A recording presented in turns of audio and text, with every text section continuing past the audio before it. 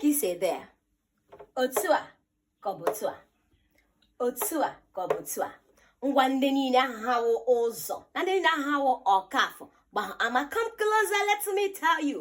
Ọ bụrụ na ị na-ede ya otu a fa ọ bụrụkwa na ị na-ede ya otu a fa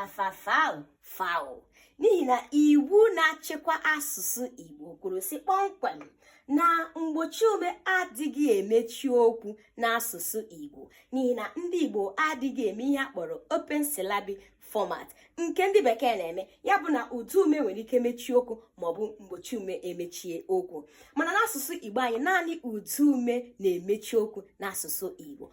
Mgbochi ume abụọ adịkwa na-agaka ọnụ n'asụsụ Igbo. Ọ bụ ya mere a ga-enwerịrị ụdị ume na-ekewa mgbochi ume n'ihi na ọ bụ ụdị ume na-enwe ụda n'asụsụ Igbo nke ndị bekee kpọrọ peak of prominence.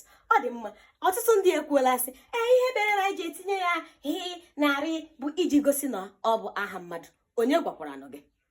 Onye gwakwara nụ gị? Ihe na-akpọ ụzọ ọ bụghị ụzọ dị mma ka ọ kwesịrị ịbụ n'isi njedebe ya.